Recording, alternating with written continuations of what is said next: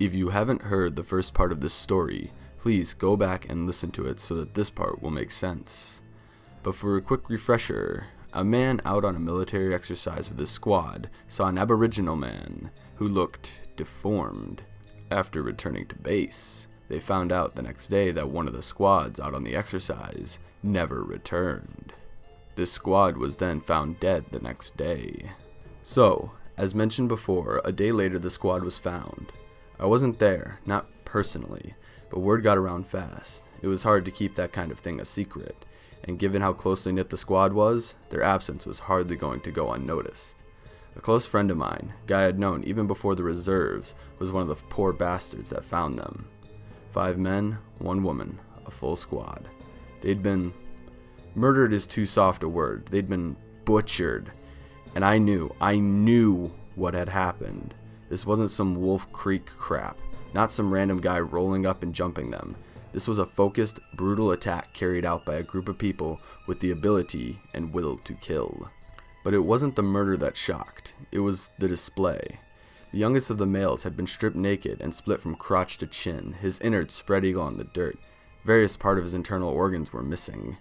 The second man's jaw was unhinged, some large object appeared to have been rammed down his throat. The third had been force-fed sand until suffocation, as well as having his ears and eyes removed. The last 2 men had both been propped against a withered gum tree and dismembered, their limbs and heads placed on each other's bodies. Most concerning, however, was the absence of the female squad member, Joanna Fenner, no older than 23. No sign of her at the scene. In fact, there was little sign of any of their possessions. The radio, rifles, and clothing had all been largely taken. The group in charge of recovering the bodies had been violently ill, and even some people who weren't there felt the effects. It was a dark day for the camp, and we were ready to get the hell out of there. As it happened, this wasn't what was planned. We had been attacked. A clear sign of a hostile presence in the desert. The officers didn't know who or why, but they knew this place was unsafe. They called in reinforcements from Taylor Barracks, as well as local rangers and Angara Aboriginals. It seemed we were planning on fighting back and keeping the deaths hushed until the perpetrators were found. But myself and the rest of us who had witnessed the figure in the distance knew this wasn't just going to be a roundup. Patrols of massive numbers were dispatched, scouring the desert for signs of life. Nothing except for a few twines and old kangaroo bones. Until that night. The men had been called back to the camp at sundown. The nights were too dark and too dangerous, even for armed men. Couple that with sub-zero temperatures and rough terrain, you've got a recipe for disaster. So they fell back, and we all got to work on setting up a chain-link perimeter fence as well as spotlights and barricades. Personally, I don't think this was a great idea. What would you do if people you already saw as a threat started entrenching in your territory and setting up armed perimeters? It's an act of war. This worry was confirmed that night at around 2 in the morning. Most of us were asleep, but when the patrols called out, not a single person remained in bed. We all gathered in the center of the camp while the sentries aimed fearfully at the glow in the distance. Whoever that man in the distance was, he'd brought his friends.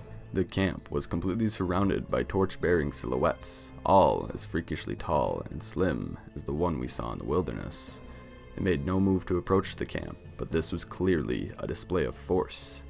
They wanted us to know they were many, and they knew where we lived.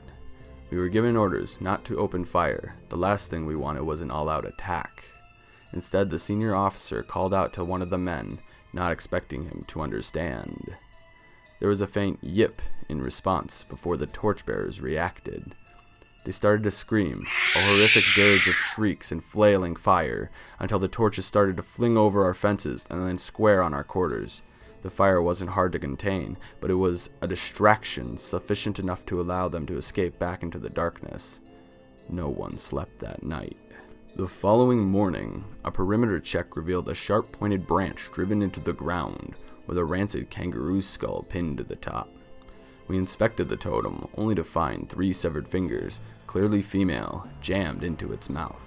There was no longer any doubt. These men were native to the area, so we consulted the Angara Rangers. Now, I have a great deal of respect for Aboriginals. They're proud people, most of which aren't willing to accept or show clear signs of fear. But when we spoke to the Angara, they wouldn't even look us in the eye. The most we could get out of them was a vague mention of Durí Corní, clearly an indigenous title. It was hard to understand this, as Aboriginal language is almost never written down and is strictly oral.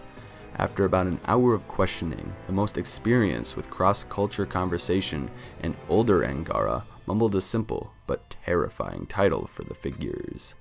Durí Corní. It means the thin men.